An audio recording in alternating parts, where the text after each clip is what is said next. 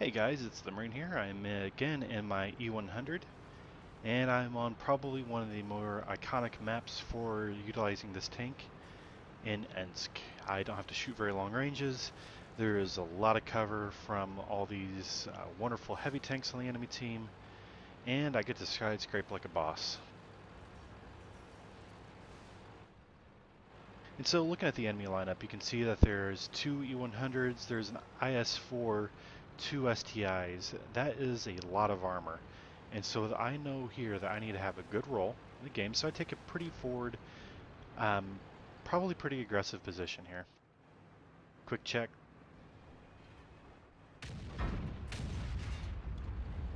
A little unlucky there, but that's going to happen with this gun. You're going to derp a lot of shots.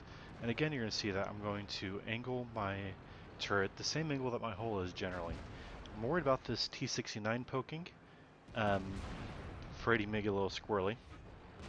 As you can see, he decides to pull in on us. I'm going to have none of that. This does absolutely suck to shoot a heat round there, absolutely not needed. But I was going to be engaged with an E100, and 235 will not cut it with when facing another E100. And so that Karn was able to sneak in a shot there, unfortunately. And so I try to work my way back over a little bit more towards this corner so that I can use it.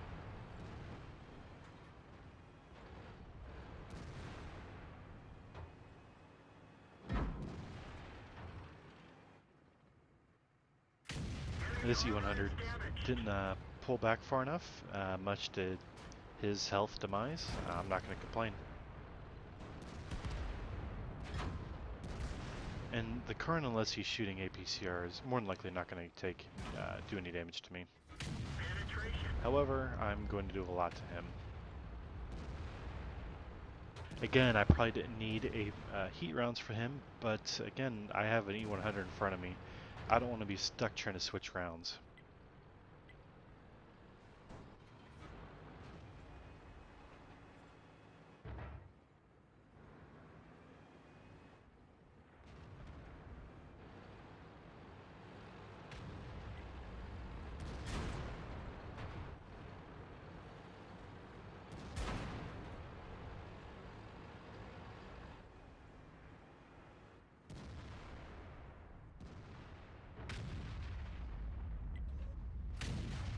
That was probably never going to pen, but I was going to take the chance anyway.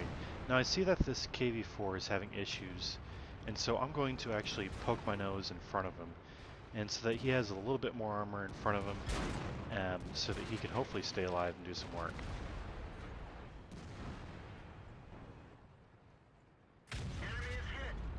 Don't normally want to bully other tanks out of the way like that, but I'm a tier 10. He has very weak armor in some regards. And so I want to use mine to really do some work. So I see this IS-3 is a one-shot. And unfortunately, I rolled low there with only 704. Took another hit from the conch, but I can take his 400 all day. As long as I get to exchange like this.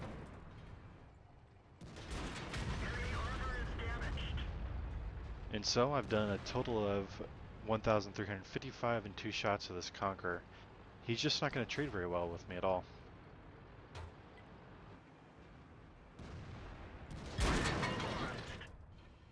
Was hoping a little bit of a sneaky shot there. That wasn't going to happen.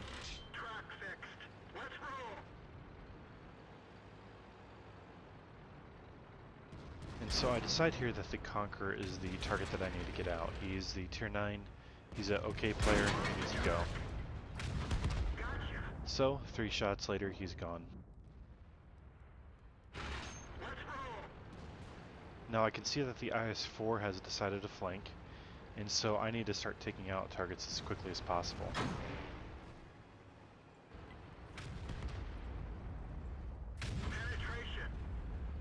Wasn't a bad roll there, 794.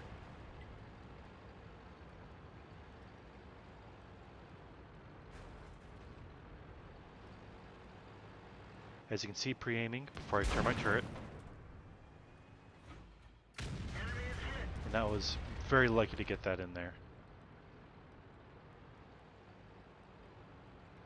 So, I have to keep angled to that E100. As you can see there, I'll manage to do so.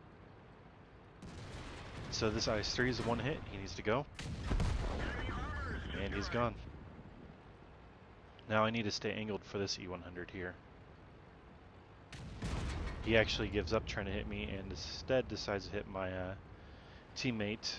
Um, now,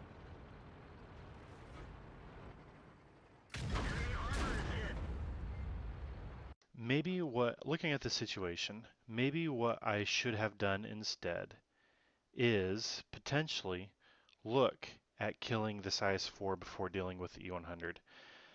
He is a one-shot, whereas the E100, well, they're both one-shots. However, the E100, I'm pretty sure that I can successfully bounce and bully, whereas this IS-4, he is a somewhat proficient player at 1549 WN8.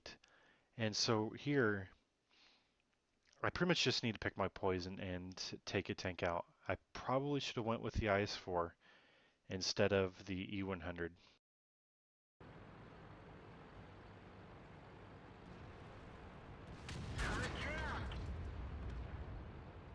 And unfortunately, E100 was able to get me. But it looks like I was able to bounce the IS-4 off my ass. Now, another thing I could have done here, instead of turning my flank to this IS-4, I should have turned the other way, so that my tank was actually at about this angle towards him, so that if he were to shoot my butt, I could further angle a little bit more, a little bit more, a little bit more, make him try and pick and choose. It would have been a little bit more risky, but it's much more likely to bounce than letting him get right here in my side like this and killing me.